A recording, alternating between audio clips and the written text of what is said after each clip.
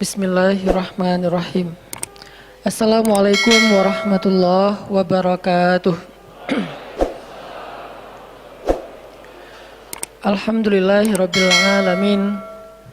Alhamdulillahilladzi arsala rasulahu bil huda wa dinil haq liyuzhirahu 'alad dini kullihi wa kafa billahi syahida. Asyhadu an la ilaha illallah wahdahu la syarikalah wa asyhadu anna Muhammadan abduhu wa rasuluhu la nabiyya ba'dah. Allahumma salli wa sallim wa barik ala sayyidina wa habibina wa nabiyyina Muhammad wa ala alihi wa sahbihi wa man tabi'ahu ila yaumiddin. Nahmadullaha ta'ala wa nashkuruhu la in syakartum la azidannakum wa la in kafartum inna azabi lasyadid. Qala Allah ta'ala fil Qur'anil Karim, a'udzu billahi minasy syaithanir rajim. Bismillahirrahmanirrahim.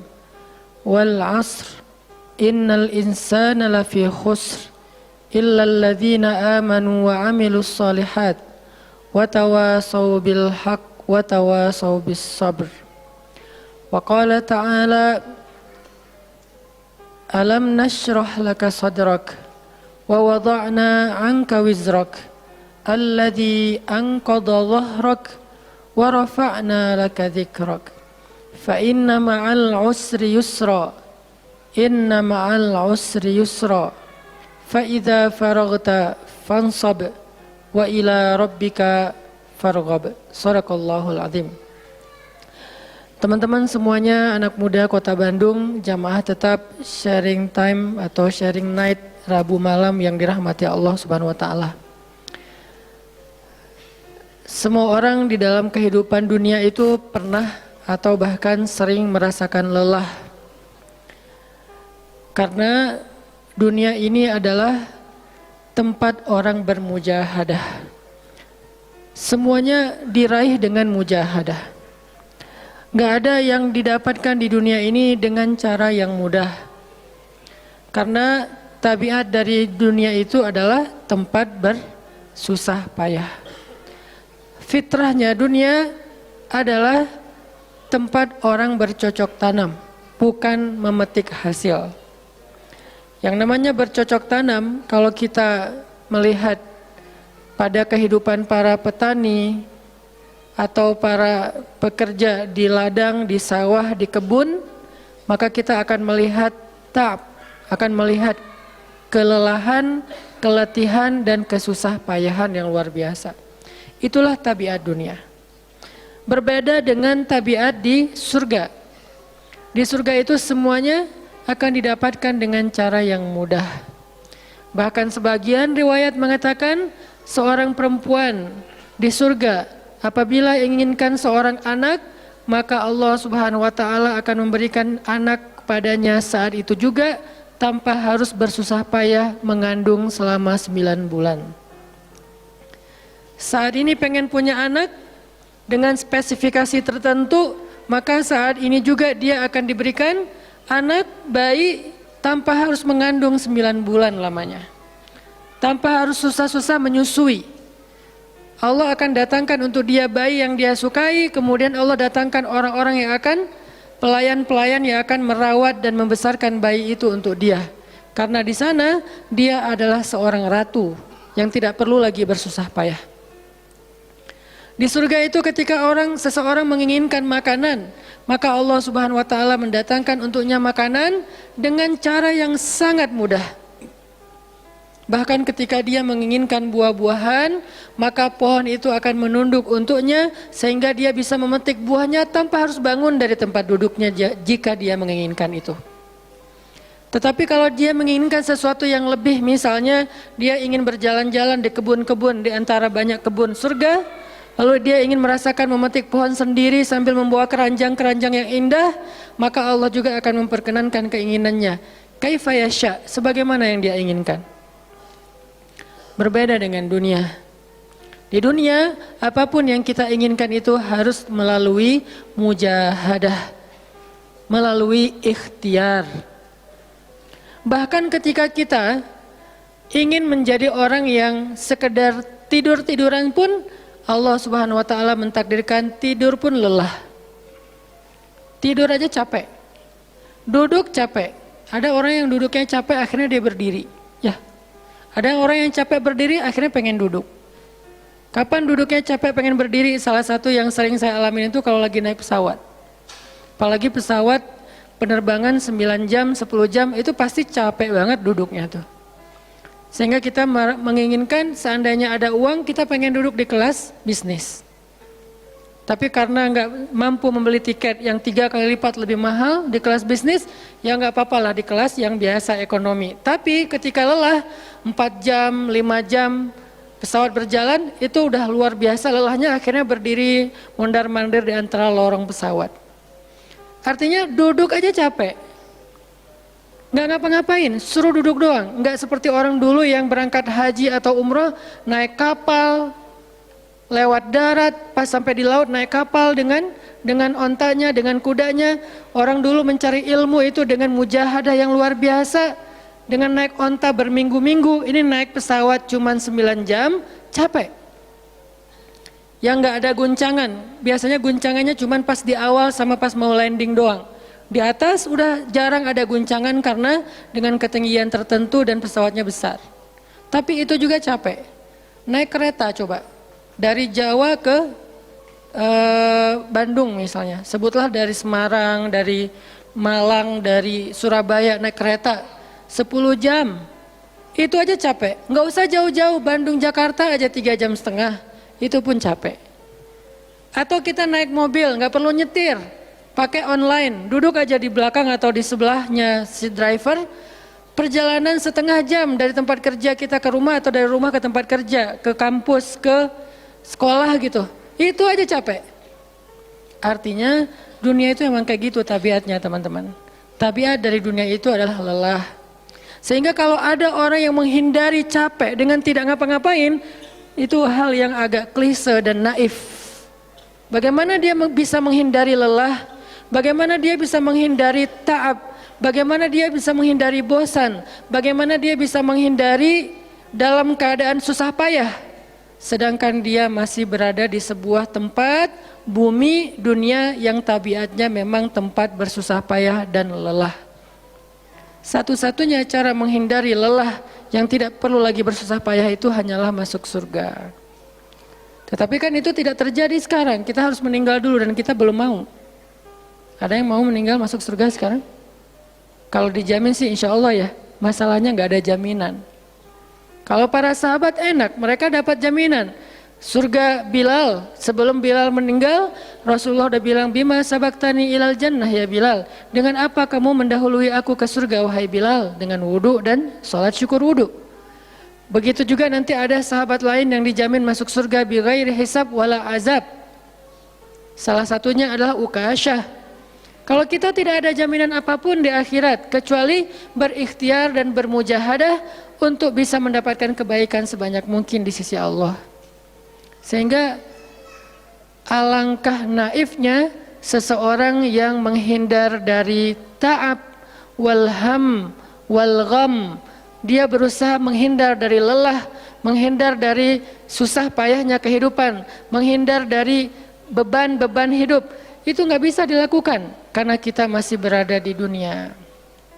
Yang perlu kita sekarang coba pilih adalah kita mau lelah untuk hal yang sia-sia?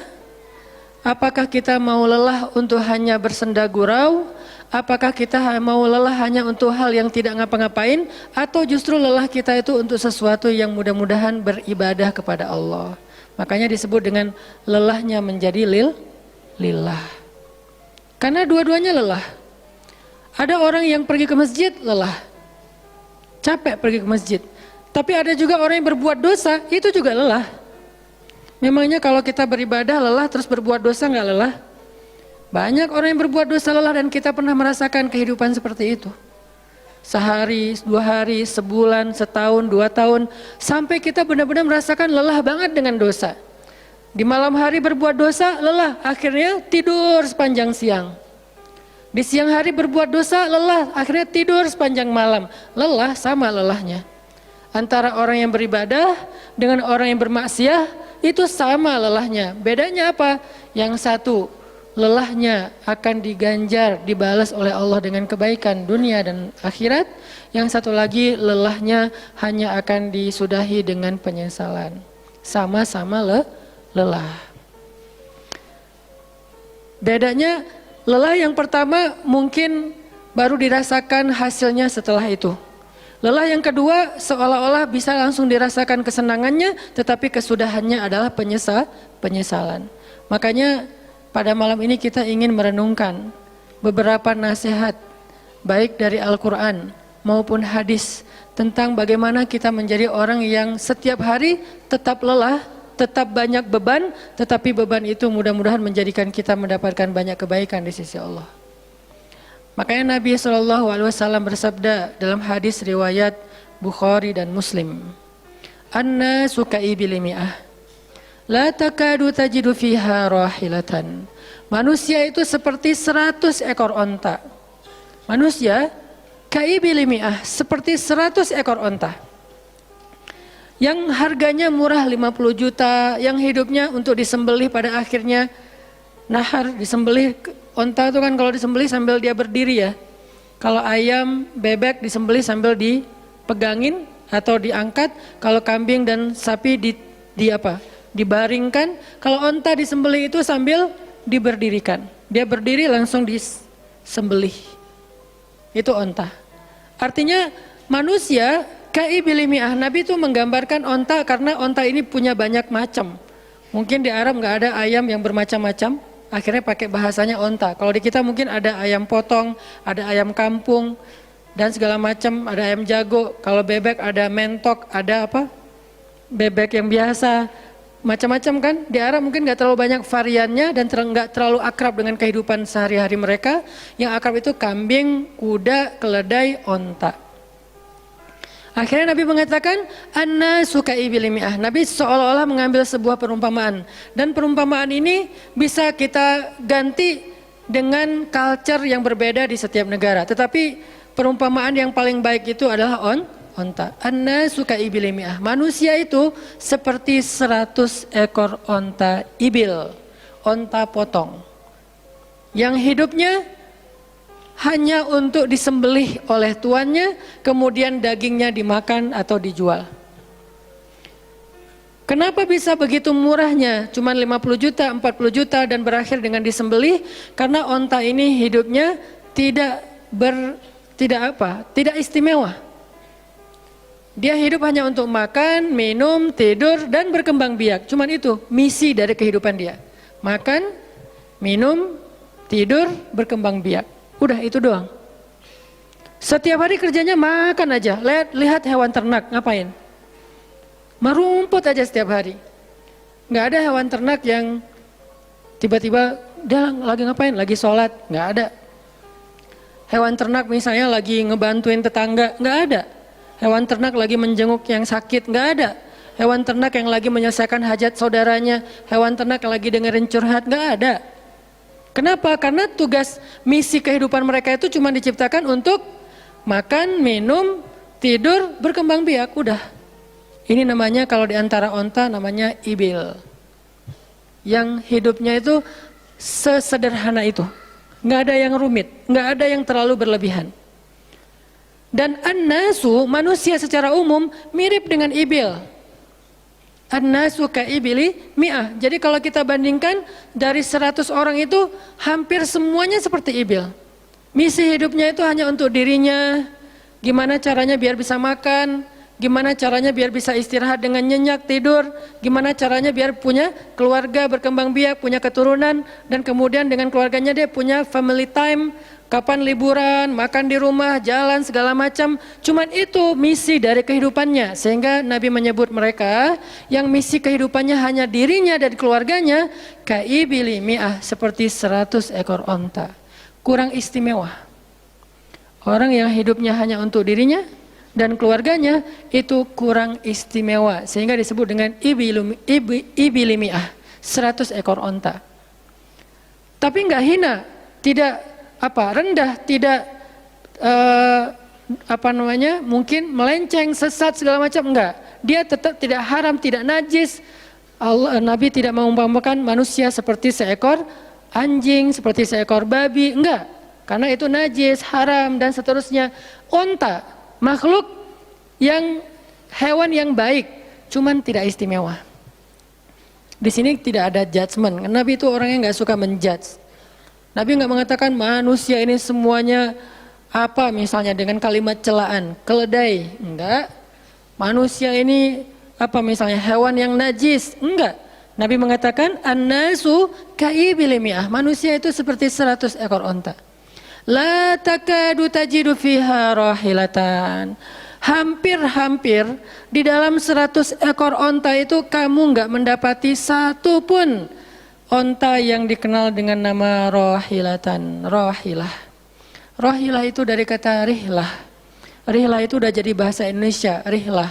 Kemudian di Inggris-Inggriskan jadi traveling, trip, segala macam. Rohilah dari kata rihlah. Apa itu rohilah? Onta yang bertugas untuk membawa beban tuannya dalam perjalanan panjang, baik itu berdagang maupun berperang. Dia punya misi lain selain makan, minum, berkembang biak, terus dipotong. Enggak, misinya lebih keren. Apa? Membawa beban. Membawa beban tuannya. Itulah rahilah.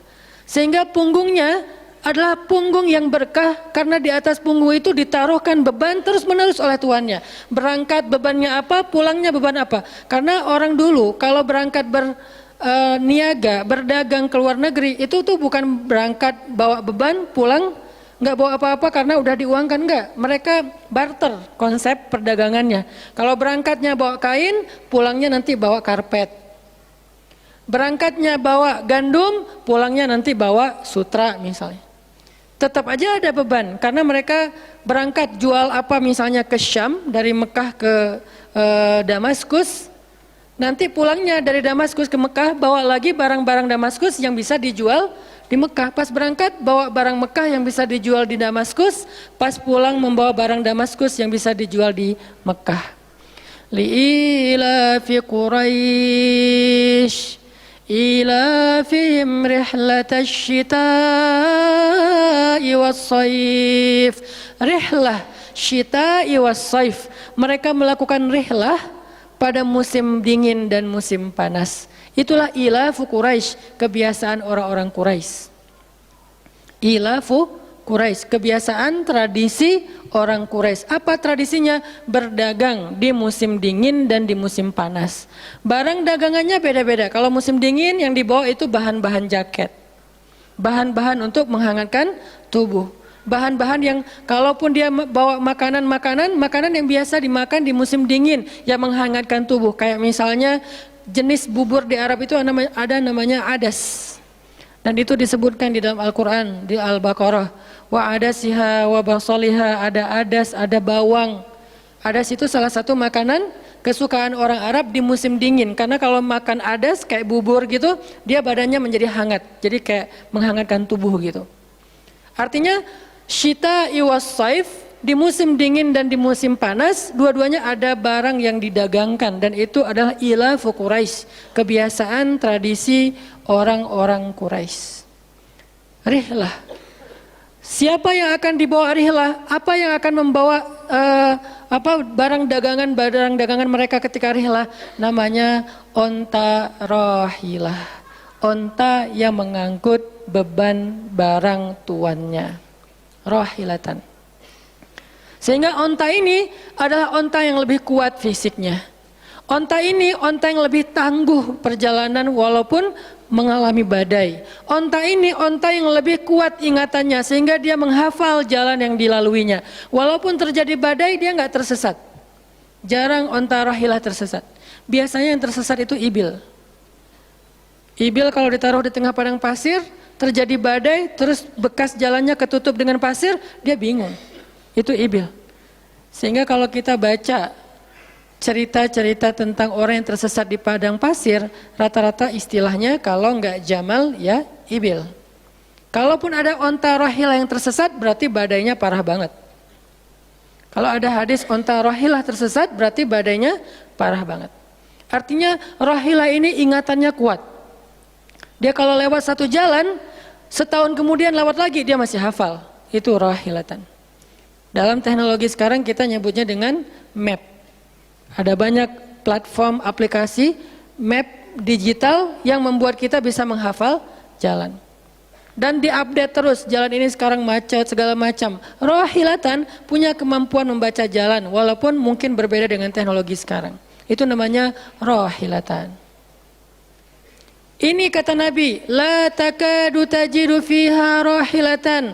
Manusia itu seperti 100 ekor onta. Dan di antara 100 ekor onta itu atau 100 orang itu, hampir kamu tidak mendapati satupun yang bernama rohilatan, yang mampu mengangkat beban lebih.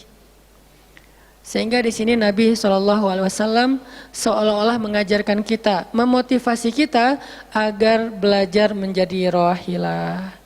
Manusia itu baru istimewa kalau dia menjadi rohilah, kalau dia mengangkut banyak beban, kalau dia menjadi orang yang paling banyak bermanfaat untuk orang lain. Makanya muncullah hadis, khairun nas anfa'uhum linnas, inna ahabban nasi ilallah anfa'uhum linnas. Dua riwayat hadis yang berbeda. Sebaik-baik manusia, kalau dalam analogi yang pertama, sebaik-baik onta adalah rohilatan. Bukan ibil, bukan nakoh, bukan jamal. Sebaik-baik onta rohilatan. Kenapa kok rohilatan? Karena dia yang paling bermanfaat, soalnya dia yang paling banyak mengangkut beban. Sehingga dengan analogi tentang onta rohilah, kita menerjemahkan hadis khairun nas, sebaik-baik manusia dengan istilah khair. Arti khair itu memberi lebih, arti khair itu bermanfaat. Khairun nas anfa'uhum linnas, sebaik-baik manusia yang paling bermanfaat untuk orang lain. Dalam riwayat yang lain, inna ahabban nasi ilallah, sesungguhnya orang yang paling dicintai Allah di antara manusia, anfa'uhum linnas, yang paling bermanfaat untuk orang lain. Itu yang paling dicintai Allah di antara manusia. Muncul lagi hadis yang mirip, inna ahabbal a'mali ilallah sururun tudkhiluhu ala qalbi muslim. Sesungguhnya perbuatan, amal soleh, aktivitas, pekerjaan yang paling disukai Allah di antara yang kita lakukan dalam kehidupan sehari-hari adalah membahagiakan hati orang lain. Ini semuanya hadis-hadis yang memiliki makna yang sama, yaitu menjadi pengangkut beban. Lelah Ustadz, lelah. Nggak ngangkut beban, lelah juga. Ngangkut beban, lelah juga. Cuman bedanya, orang yang lelah tanpa mengangkut beban, hidupnya penuh dengan keluh kesah, tidak ada yang menghargai, tidak dimuliakan, akhirnya dia ngeluh. Ada kan banyak orang yang ngeluh karena merasa dirinya nggak dihargai orang lain. Tetap aja ngeluh. Ada juga yang ngeluh karena terlalu banyak beban, padahal dua-duanya sama-sama ngeluh, kenapa nggak memilih yang lebih baik? Memangnya kalau kita nggak ngangkut beban, kita nggak akan berkeluh kesah, ngeluh. Ngeluhnya mungkin bukan capek, ngeluhnya nggak ada yang hargai. Dan itu udah sunnatullah, kalau kita pengen dihargai, pengen dimuliakan, kita harus menjadi orang yang paling rohilah, yang paling banyak ngangkut beban. Nggak bisa kita jadi ibil tapi pengen diperlakukan seperti rohilah, itu nggak bisa. Kita tuh ibil, hidupnya untuk diri sendiri, nggak bantu siapa-siapa, nggak peduli dengan siapa-siapa, harta kita nggak bermanfaat untuk orang lain, pikiran kita nggak bermanfaat untuk orang lain, lisan kita tidak bermanfaat untuk orang lain, wawasan kita tidak bermanfaat untuk orang lain, apalagi tenaga kita nggak bermanfaat untuk orang lain, skill kita nggak bermanfaat untuk orang lain, semua tentang diri kita hampir tidak bermanfaat untuk orang lain, lalu kita ingin dihargai seperti orang yang paling bermanfaat. Ini naif, klise, nggak ada seperti ini, bukan sunnatullahnya. Karena seseorang itu diberi balasan sesuai dengan mujahadah. Al-jaza ala qadril masyaqqah, balasan tergantung susah payahnya dalam berikhtiar. Siapa yang mujahadahnya lebih, maka rewardnya lebih, jazanya lebih. Jadi saya kadang-kadang ngerasa, dulu saya juga pernah merasa kayak gitu. Kenapa kok dia dihormati saya enggak? Kita enggak boleh cemburu tanpa alasan. Seolah-olah misalnya Harusnya hormati semua orang dong, nggak bisa. Itu udah fitrah manusia dan sunatullah dalam kehidupan di dunia. Kalau kita pengen dihormati orang, kita harus menjadi rohilah. Kalau kita pengen dihargai orang, kita harus jadi rohilah. Nggak bisa kita berharap dihargai oleh pasangan kita atau calon pasangan kita, tapi kita nggak punya tanggung jawab, nggak bisa. Kalau teman-teman pengen dihargai oleh pasangan halalnya, teman-teman harus mengangkat tanggung jawab yang lebih berat daripada dia. Kalau dia yang capek, kita leleh aja di rumah, tapi kita minta dihargai, saya kan suami. Suami itu bukan status, suami itu peran. Ada orang dia jenis kelaminnya perempuan, tapi dia suami. Kenapa? Karena dia mengambil peran laki-laki. Dan itu saya melihat banyak perempuan seperti ini, hebat. Dan memalukan bagi suaminya. Di beberapa tempat saya melihat suaminya di pagi hari nggak kerja, cuma nongkrong-nongkrong aja di warung. Ngopi juga itu ada uangnya, giliran untuk nafkah keluarga dia nggak punya uang, untuk ngopi, untuk rokok dia punya uang. Untuk anaknya nunggak sekolahnya, untuk anaknya makanannya seadanya. Sehingga karena ini udah berjalan bertahun-tahun, akhirnya istrinya udah nggak sanggup lagi berharap kepada dia, minta cerai juga nggak dicerai-ceraikan, akhirnya istrinya ikhtiar sendiri. Istrinya jadi pembantu rumah tangga, istrinya jadi kerja ke luar negeri. Saya beberapa kali ke Hong Kong, hampir tiap 4 bulan sekali ke Hong Kong, dan selalu mendengar cerita teman-teman di Hong Kong, para pejuang-pejuang di Hong Kong itu kan 99%-nya perempuan ya. Hong Kong itu 99% lebih perempuan. Beda kan sama Taiwan, Korea itu laki-laki dan perempuan agak imbang lah. Tapi kalau Hong Kong itu bisa dibilang dari 100 pekerja 99 orangnya bahkan lebih adalah perempuan. Dan semua mereka punya masalah yang hampir sama di negerinya, di kampungnya.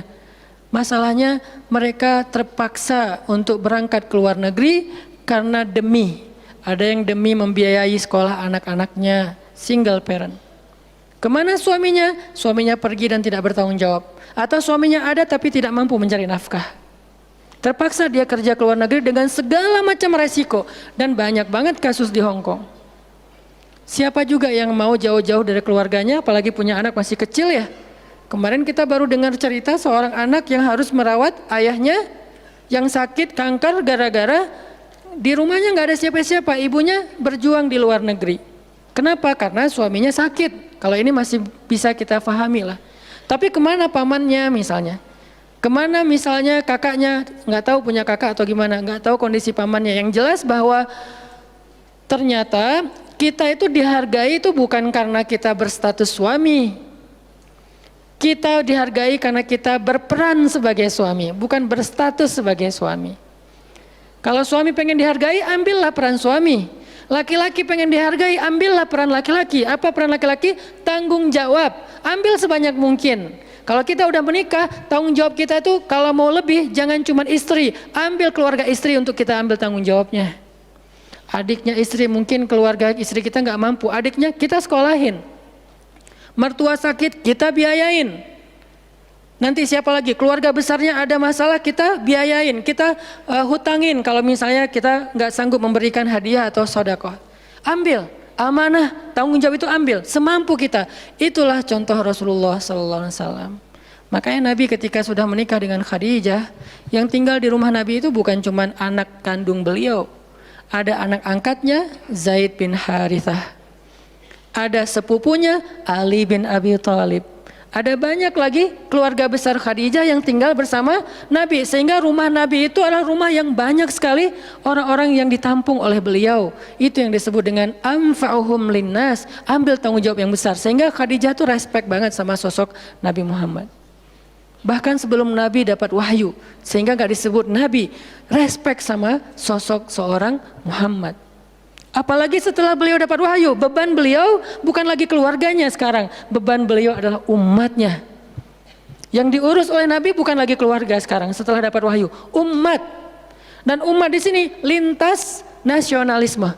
Ada yang datang dari Persia, namanya Salman Al-Farisi. Ada yang datang dari Romawi, namanya Suhaib Ar-Rumi. Ada banyak sahabat-sahabat yang lintas kabilah, bukan hanya orang Quraisy. Ada yang datang dari Yaman, termasuk Sumayyah dengan Yasir, keluarga yang pertama syahid dalam Islam. Ini dari Yaman. Kemudian pindah lagi ke Madinah yang bukan orang-orang Quraisy. Di sana ada Bani Mudhar dari kabilah Aus dan Khazraj. Nanti berkembang lagi sampai ke Asia, Eropa dan seterusnya. Inilah bebannya Rasulullah sallallahu alaihi wasallam. Sehingga Allah menyebutnya dengan istilah rahmatan lil alamin. Rahmah. Tahu arti rahmah? Rahmah itu kasih sayang. Maksud kasih sayang memberi sayang. Kasih sayang, bukan minta disayangi. Jadi kalau kita mau berkasih sayang, ya kasih sayangnya, jangan sayangi saya dong. Itu bukan kasih sayang, namanya terima sayang. Bukan kasih sayang, terima sayang, minta sayang. Itu namanya bukan rahmah, bukan mawaddah. Yang namanya rahmah, kasih sayangnya. Kalau kita nggak punya sayang, berarti kita nggak punya rahmah. Apa bentuk sayang kita? Perhatian. Apa bentuk sayang kita? Perasaan. Apa bentuk sayang kita? Dengan harta. Itu sayangnya. Dan Nabi, wa ma arsalnaka illa rahmatan lil alamin. Tidaklah kami mengutus engkau Muhammad kecuali untuk menjadi kasih sayang kepada alamin. Arti rahmah dalam tafsiran yang lebih luas, menyelesaikan hajat manusia seluruh alam. Seluruh alam. Itulah kenapa Nabi Muhammad menjadi orang yang paling mulia. Karena yang diambil bebannya itu bukan satu keluarga Khadijah. Bebannya itu bukan satu kota Makkah. Bebannya itu bukan cuma orang Arab. Alamin. Sehingga Allah mengatakan, wa rafa'na laka dzikrak. Kami angkat engkau menjadi manusia yang paling mulia. Karena beban yang diambilnya paling berat. Apa beban Nabi? Apakah cuma ceramah? Enggak cuma ceramah. Kalau cuma ceramah gampang. Saya pernah menjadi penceramah dan saya pernah menjadi programmer dalam dakwah. 8 tahun saya ceramah di Bandung, gampang banget. Dan kalau mau nyaman jadi ustadz, mending saya jadi penceramah aja, gampang banget. Diundang-undang, ustadz mau dijemput? Ya jemput dong, jemput. Ya, ustadz kan dijemput, jarang kita jalan sendiri, seringnya dijemput. Dan karena dia pengen memuliakan kita, dia cari di tempat itu siapa yang punya mobil paling bagus untuk menjemput ustadz. Kalau di kampung, cari siapa yang punya mobil baru yang tahun misalnya 2018 lah, kalau nggak ada 2019. Saya punya, ya udah pinjam ya untuk jemput ustadz. Oh boleh, saya senang, jemput. Kalau perlu yang punya mobilnya sekaligus jadi supirnya, jemput ustadz. Enak jadi penceramah.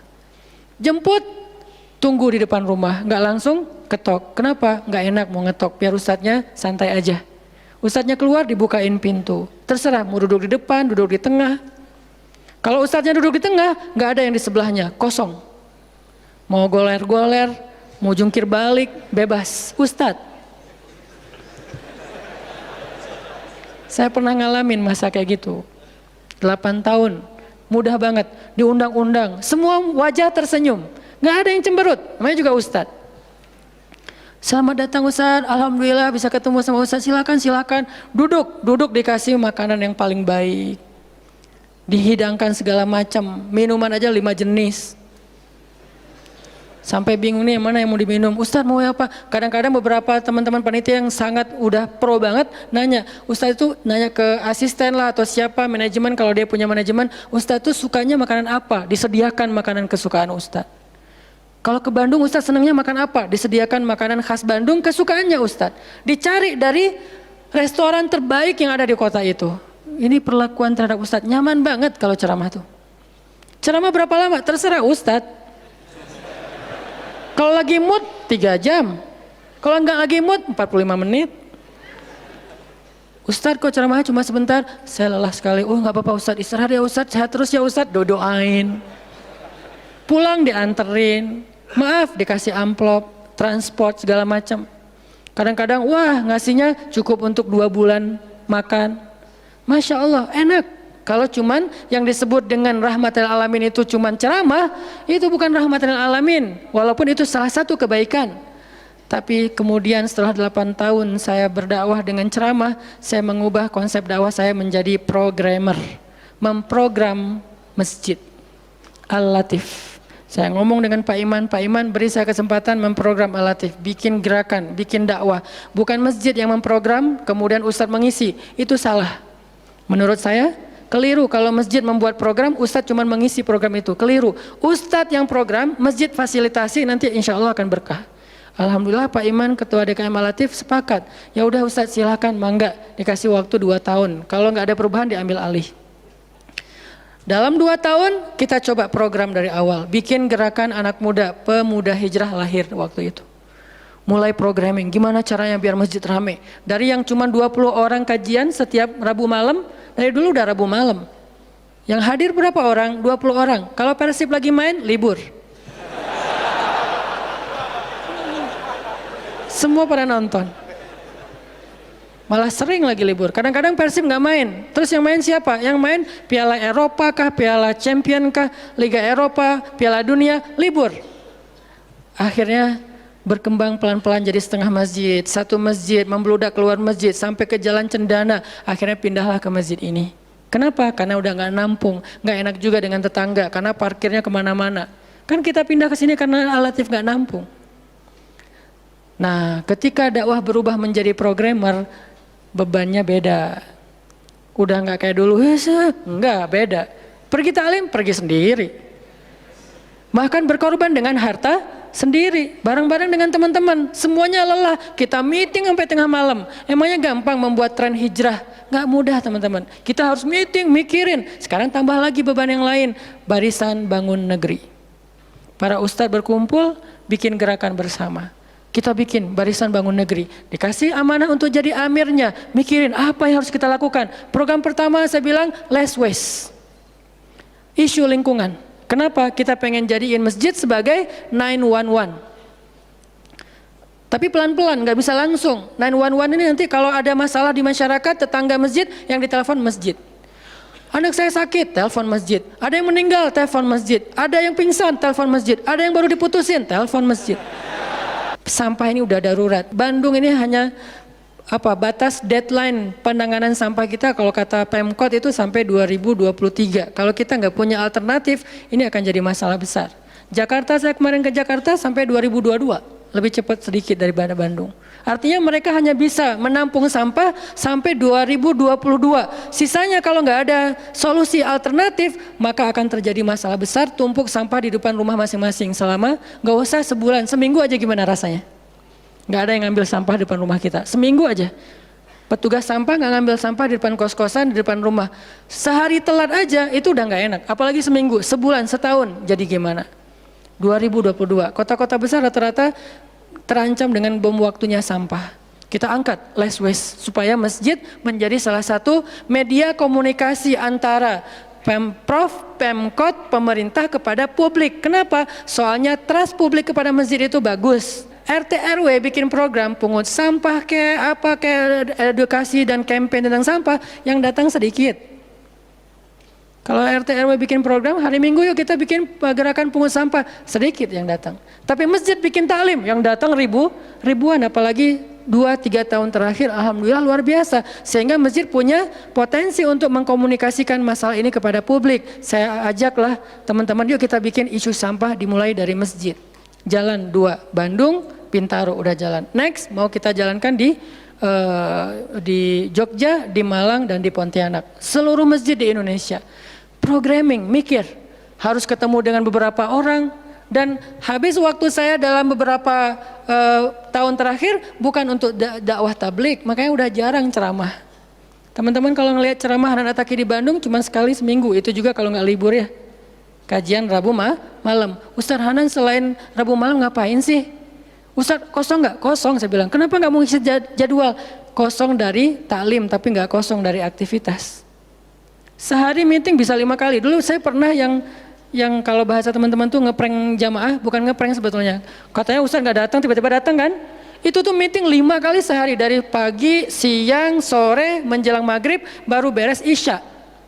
Meeting dengan siapa aja Ustaz? Banyak hal yang harus kita bereskan untuk bisa memunculkan satu program kecil.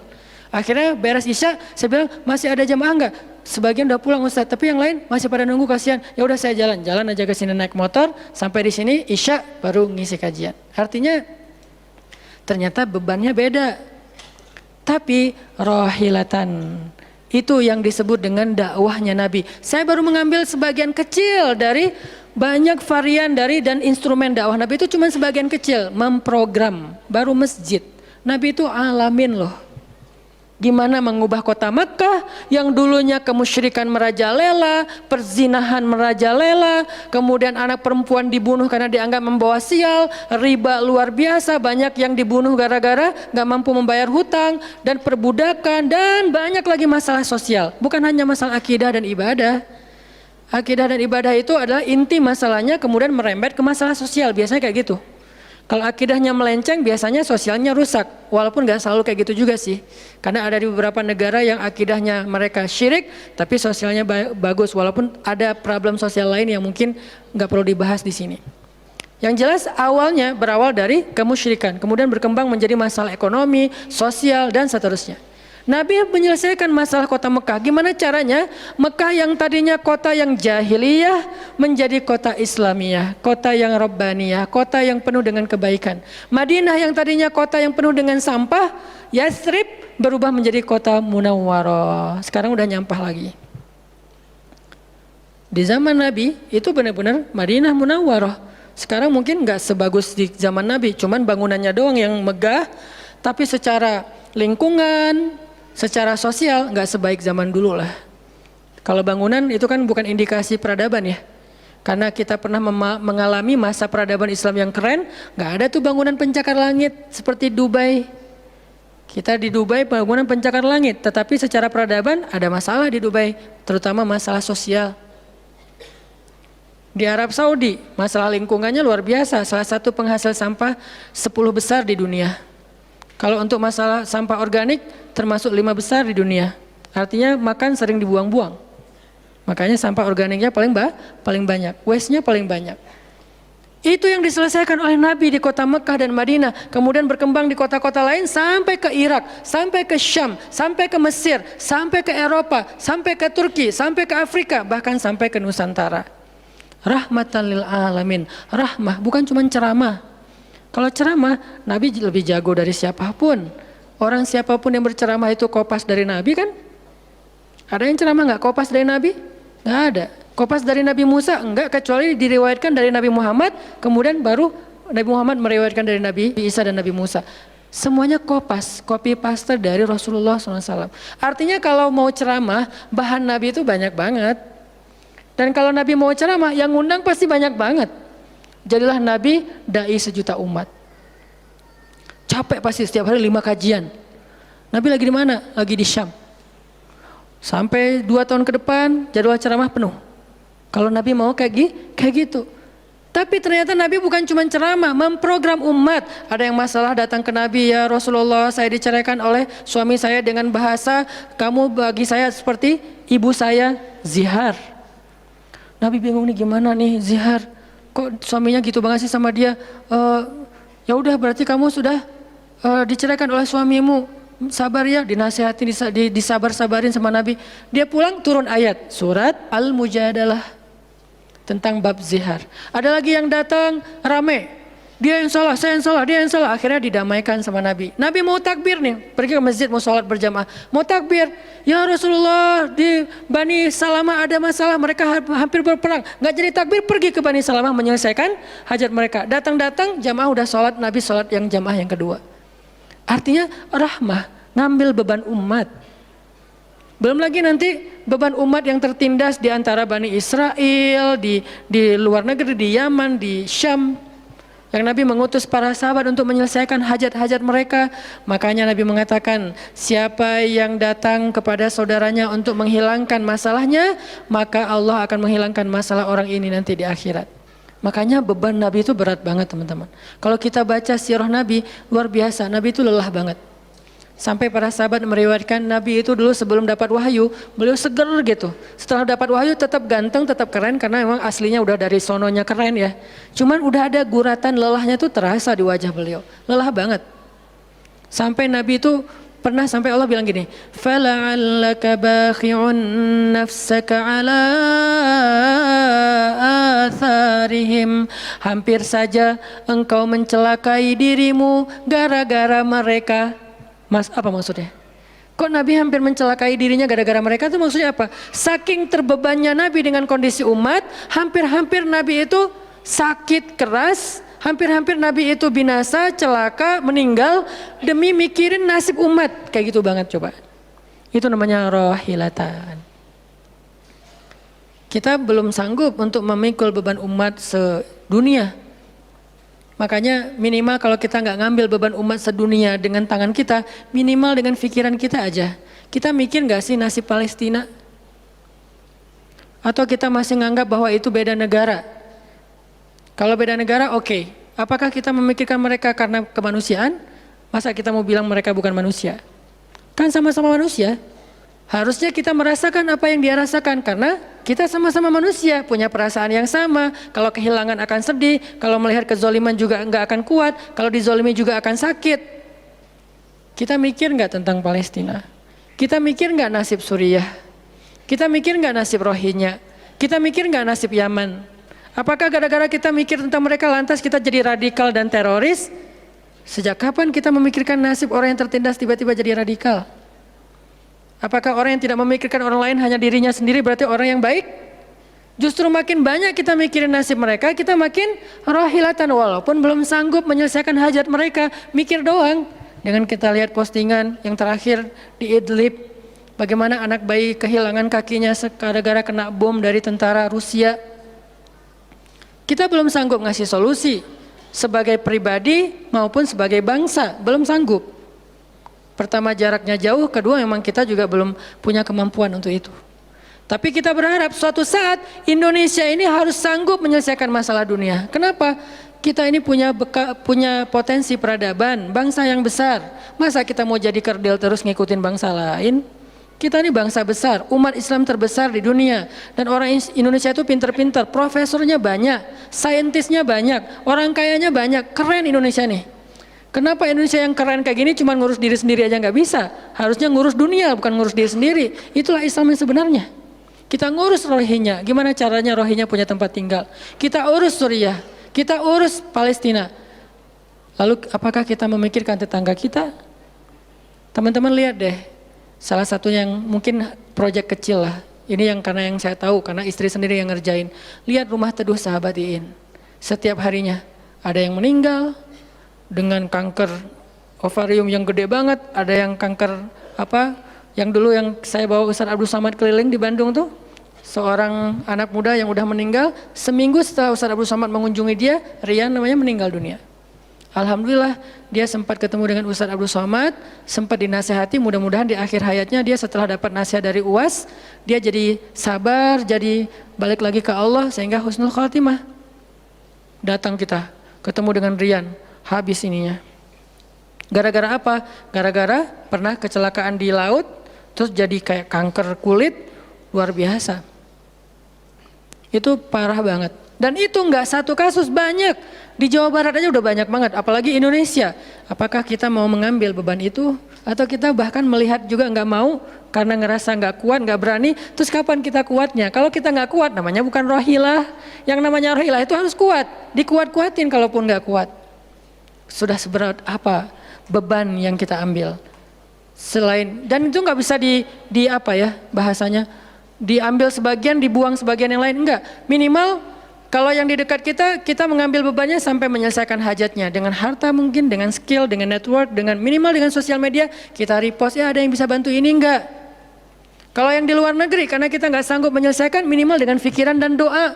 Kasihan ya mereka, doain terus karena doa kita itu ngaruh. Jangan berpikir mendoakan mereka itu nggak ngaruh itu. Mempercepat datangnya pertolongan Allah. Minimal dengan doa kita, Allah kuatkan hati mereka. Minimal. Dengan doa kita, Allah kuatkan hati saudara kita di Yaman, di yang kelaparan di Syam, di Palestina, di Rohingya, di Turkistan, yang masih dalam campnya orang-orang komunis. Minimal doa kita menguatkan hati mereka. Kan berarti membantu. Ada orang yang ketika dapat musibah, kita datang nggak bisa ngasih solusi, tapi begitu kita nasihati lalu kita doakan, itu udah membantu dia, minimal hatinya jadi lapang. Kemudian kita doakan, dia merasa diperhatikan. Bukankah itu sebuah bantuan? Dan itu rahilah. Semuanya aja yang di luar negeri kita pikirkan, apalagi yang di dalam negeri, semampu kita. Makanya nama barisan kita tuh Barisan Bangun Negeri. Kalau ditanya, apa Ustadz tujuan bikin gerakan Barisan Bangun Negeri? Ya bangun negeri. Masa masih ditanya ya? Karena masih ada yang nanya, ngapain sih tuh ustadz-ustadz ngumpul mau bangun negeri? Itu udah jelas dari namanya juga.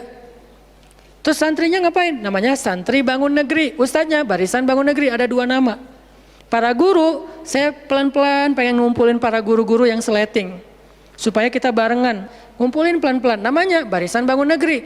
Nanti teman-teman yang ngikutin para guru, para santri, namanya Santri Bangun Negeri.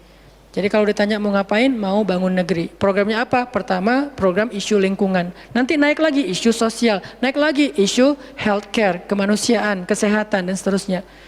Kan itu tugas pemerintah, kita nggak mau menyalahkan siapapun. Udah capek berdebat, tugas kita sekarang siapa yang pengen jadi rohilah. Itu yang dilakukan para guru kita sekarang teman-teman di Barisan Bangun Negeri. Mikir, kemarin saya 40 jam nggak tidur. Dari Bandung ke Jogja. Di Jogja ada acara, udah beres acara, kita ada meeting yang penting banget yang bikin saya sesak sampai sekarang. Itu ada diskusi yang saya tidak bisa sampaikan ke publik. Itu diskusi dari jam 11 malam sampai jam setengah 4 subuh.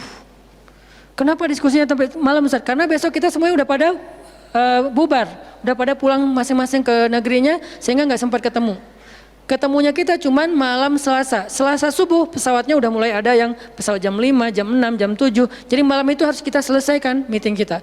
Meeting lah kita sampai jam setengah 4 subuh. Beres meeting langsung ke bandara.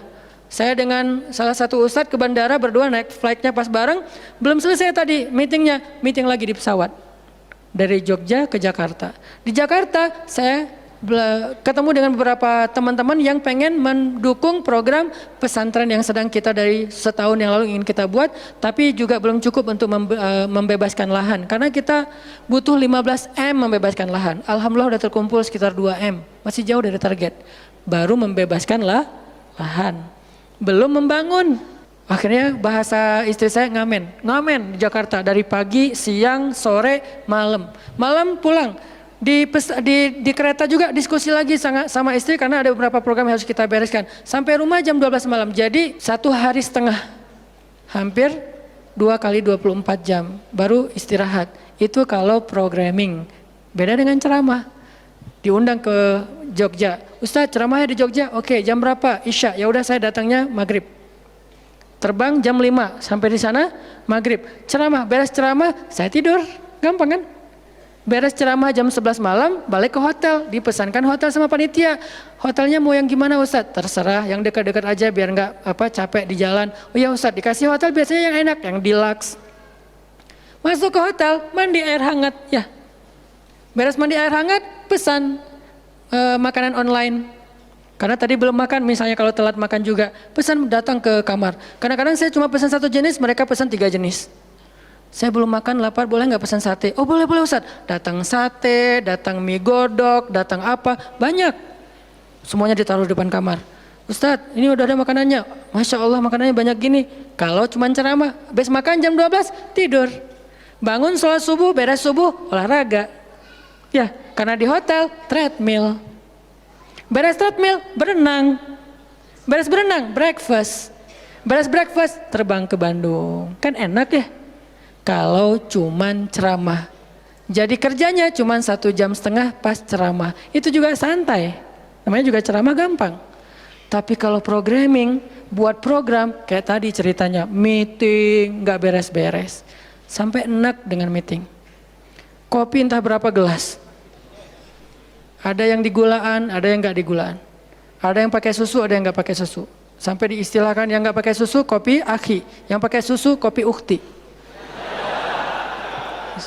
Semua jenis kopi. Artinya rohilatan. Ternyata memang benar kata Nabi, manusia itu seperti 100 onta, sedikit yang rohilatan. Makanya sekarang kita mau milih mau jadi rohilatan atau mau jadi 100 onta. Dimulai dari hal yang kecil. Saya ngajak teman-teman, yuk kita jadi rohilah, kita angkat beban negeri kita, beban bangsa kita. Saya pengen banget masjid itu jadi kayak rumah teduh. Sekarang yang menjalankan pasien kanker kurang mampu se-Jawa Barat salah satunya rumah teduh itu. Yang sekarang ada 15 rumah dengan sekitar 300 pasien. Yang setiap kali operasi itu 40 juta. Karena kalau pakai BPJS antrinya setahun. Sehingga harus pakai jalur normal. Dan beberapa di antara mereka belum sanggup untuk membayar cicilan BPJS sehingga nunggak nggak bisa pakai. Kita selesaikan. Harusnya itu dilakukannya oleh masjid. Kenapa? Karena potensi zakat, infak, sedekah, kenceleng masjid gede. Jangan cuma dipakai buat renov. Jangan cuma dipakai buat pengumuman hari Jumat. Kenceleng minggu ini 300 juta. 300 juta di sebelah masjid ada orang lapar. Berarti ngapain 300 juta teh? Harusnya 300 juta itu kenceleng minggu ini. Harusnya 300 juta. Tapi tinggal 10 juta. Kenapa? Beban umat diangkat semua sama masjid. Itu cita-cita kita, pengennya masjid itu menjadi, makanya ada hashtag masjid peradaban. Apa masjid peradaban? Masjid rohilah, masjid yang mengangkat beban umat, bukan cuma membuat program jihad, pengajian hari Ahad. Udah lewat lah masa kayak gitu-gitu, udah nggak keren. Nih saya tantang masjid-masjid yang ada di Indonesia, jangan hanya fokus dengan taklim. Taklim itu udah banyak dan mudah melakukannya, kurang challenging. Coba masjid mikirin masalah sekitarnya, satu masjid mikirin satu RW kalau masjidnya kecil. Kalau masjidnya masjid kecamatan, mikirin satu kecamatan. Kalau udah beres dengan kecamatannya, nggak ada lagi masalah, pergi ke kecamatan sebelah. Kolaborasi dengan masjid kecamatan sebelah, yuk selesaikan masalahnya. Bisa banget kalau masjid mau. Tapi serahkan programnya ke ustadz yang ngerti harokah, yang ngerti pergerakan. Dan sekarang udah banyak ustadz yang ngerti pergerakan. Baru kita akan melihat Indonesia yang luar biasa. Terus apa yang bisa kami lakukan Ustadz? Yuk bareng-bareng dengan saya, dengan pemuda hijrah, dengan para guru barisan bangun negeri, kita bangun deh Indonesia semampu kita. Dengan apa? Dengan skill kita masing-masing. Dengan potensi kita masing-masing. Ada yang punya harta dengan hartanya. Ada yang punya kemampuan skillnya dengan skillnya. Saya udah berkali-kali menjelaskan, skill itu untuk dakwah penting, bukan hanya penceramah. Nah, mau nggak nih teman-teman? Yuk kita bangun Indonesia. Sekarang kita mikirin apa yang bisa kita lakukan untuk Indonesia, masing-masing dengan potensi kita. Karena kita anak masjid, anak masjid. Karena kita banyak sering ke masjid, ya udah kita bangun Indonesia dengan cara masjid. Dan ternyata cara masjid itu bukan cuma Allahu Akbar dan Subhanallah, salam, enggak. Yang dibicarain di masjid itu bukan cuma juz-juz Al-Quran, tapi masalah umat. Karena Nabi membicarakan masalah umat itu di Masjid Nabawi. Yang kita pengen ke sana, berharap banget bisa umroh. Apakah di Masjid Nabawi itu cuma ada raudhah kemudian orang berdoa egois banget pengen masuk surga sendiri? Enggak. Di raudhah itu Nabi dengan Jibril bicara tentang umat. Gimana caranya umat ini selesai masalah mereka. Sampai ke penjuru dunia. Yang terjajah dibebaskan dari penjajahan, yang terzolimi dibebaskan dari kezoliman. Itu namanya rohilah. Saya yakin di sini banyak potensi dan skill yang keren-keren. Coba berikan skillnya untuk dakwah, dedikasikan skillnya untuk agama. Yang kalau kita dedikasikan untuk agama, insya Allah untuk bangsa dan negara udah pasti.